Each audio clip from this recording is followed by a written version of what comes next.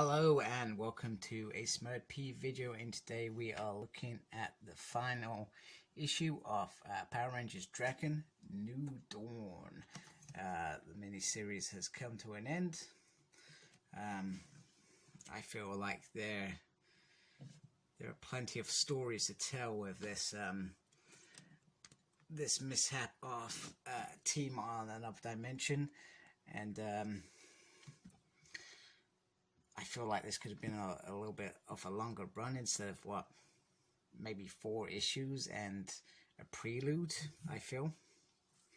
So let's crack on. We got some crunch-ons here, we got Ecliptor here, we got Jason there, and we got the Coinless and Scorpina there. So we begin with Jason hoarding over the power coin, which if you remember rightly, they unfortunately most of the sentries lost their powers at a crucial point. So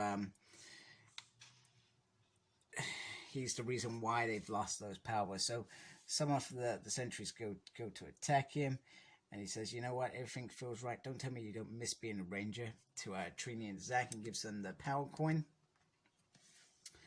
And don't ask yourself what Kim wants. What do you want? So Kim comes in, says, you need to get us killed. He says he didn't want to hurt us. I just wanted to return what was rightfully ours. You didn't want to hurt anyone. People are dead. So Ecliptor was nearly defeated, and because we lost their powers, we lost. So Scorpia goes flying in, still mourning Adam. And Jace says, this has proven my point. This is the real enemy.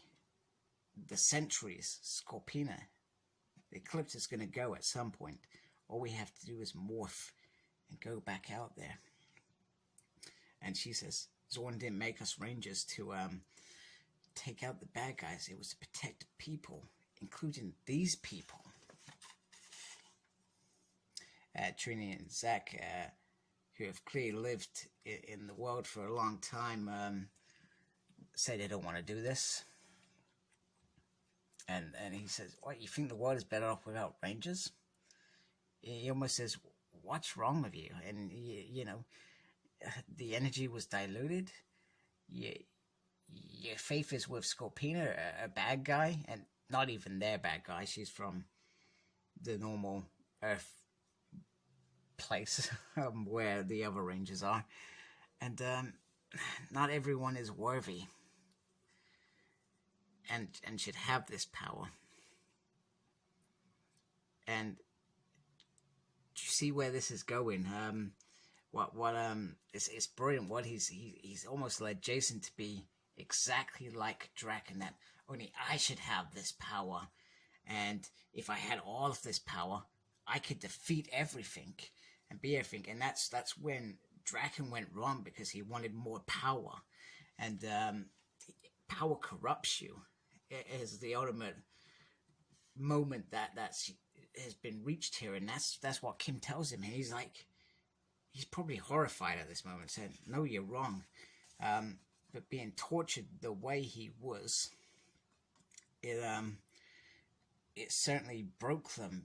And Kim as well. Kim was just as scarred. She was used to attack her friends and kill people, rangers and normal people, whereas Jason was tortured and you know, ripped down to his bare minimum. So they both suffered, but what she's saying is, we don't have to do that, and we can no longer fix the world by going back to what we were.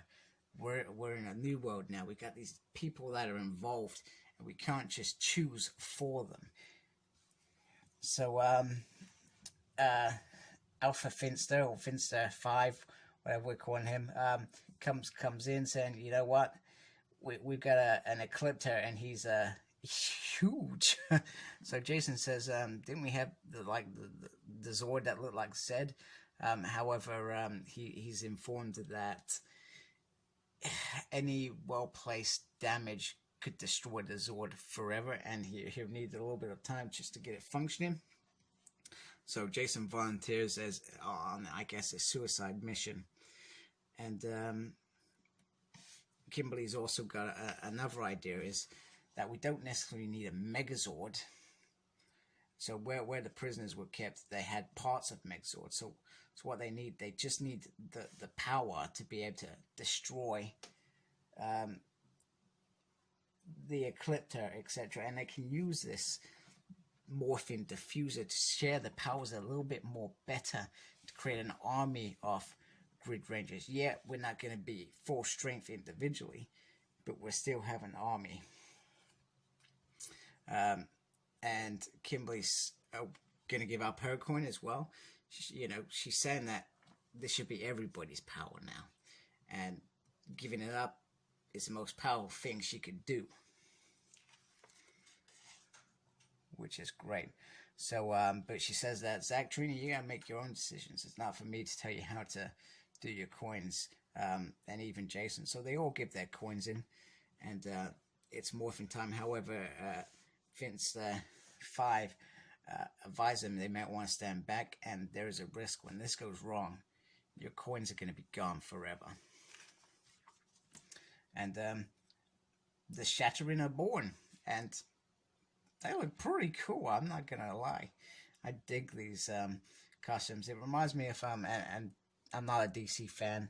I watch a lot of the series and the films, but that's probably about it. I don't read any of the comics. So this Scorpina with the wings remind me of that, is it Hawk Girl? Something like that, or Hawk Woman. So it reminded me that the hero is just without the full whack. However, she gives a spiel to her team, these people, that we're not coinless, we're not servants of Drakkon, we are the Shattered. And they go in, and Ecliptor's enjoying herself, let's just say, and they bring out the big guns with his sword, and Skull and Bulk are in there, and there's a nice moment between them saying, I'm piloting a sword with my best bro, I can die happy. And Ecliptor says, hey, I'm gonna grant you a wish. So the sword starts failing quite quickly, and is pretty much gone. However, Kimberly says, you have cockroaches in the galaxy, how about fire ants? Ants. So they all start climbing up and start infecting, blasting little points, etc., trying to hurt her. And Scorpina is sent up as probably the main stinger, probably with the most experience. And she shouts out his name was Adam Park. It's hard to be interested in a character that is from another dimension, but a character in your world that you probably like and love as a character. So for them to take this Adam Park and build this relationship in such a short period, we're talking about probably an issue and a half, they built this relationship between Adam and Scorpina, which was beautiful, and then they killed him. So and then she's got all these raw emotions that that were there. It's crazy to deliver something in such a short period that we actually care about, or I care about. You may not care about it. I cared about this relationship. I actually quite enjoyed it. I thought it was quite cool. Same as Scorpina's and Trini's. And I think that's one thing that I've missed in this issue, that Scorpina and Trini aren't really bouncing off each other the way they have in previous issues. But it doesn't matter. So they get the hit, and Ecliptor can't stay tall. She shrinks down in agony, and the diffuser starts to break just as once again they're about to achieve victory, and they start losing, and the whole team is defeated quite quickly. However, the people have a choice. So this random dude, Breck, he says, Drakkon is gone. It's your choice. Oh, sorry, wait a minute, that's Kim saying that. Kim is there. She's saying that to these people. It's up to you what you do. Bow down to Ecliptor. Don't give in to another tyrant. And they don't. And they pretty much defeat Ecliptor. Now Kim sends out a message to Dark Spectre, saying that we've dealt with madmen and powers, and we're hurt. She makes a point of telling him that they've lost their powers. I think if that was me, I wouldn't be doing that. I would be boasting up a bit, saying, we defeated your warrior.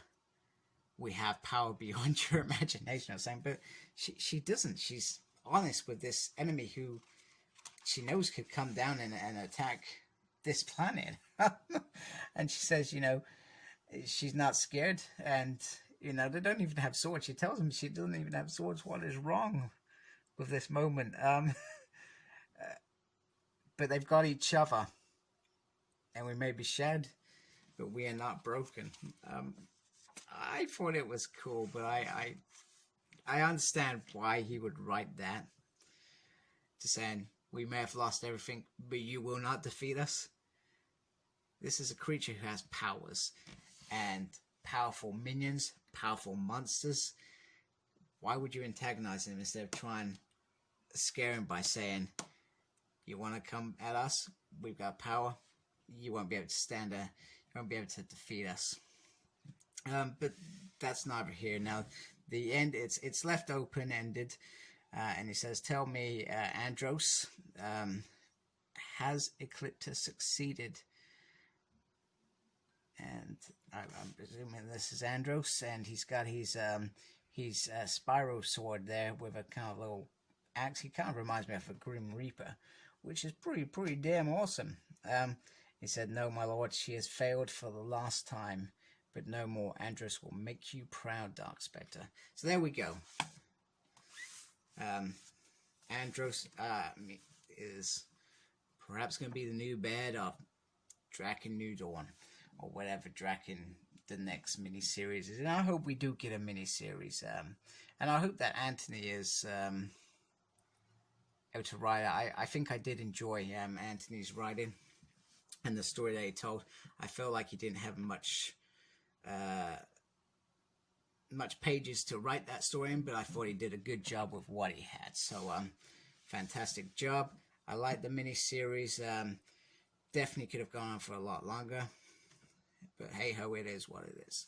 So like, comment, and subscribe to my channel, please. I'd really appreciate that. Follow me on Facebook, my page SmurP. Follow me on Twitter at SmurP. I have no idea what I'm doing on Twitter, but hey, I'm there. And embrace the geekiness. Take care. Goodbye. Thank you very much.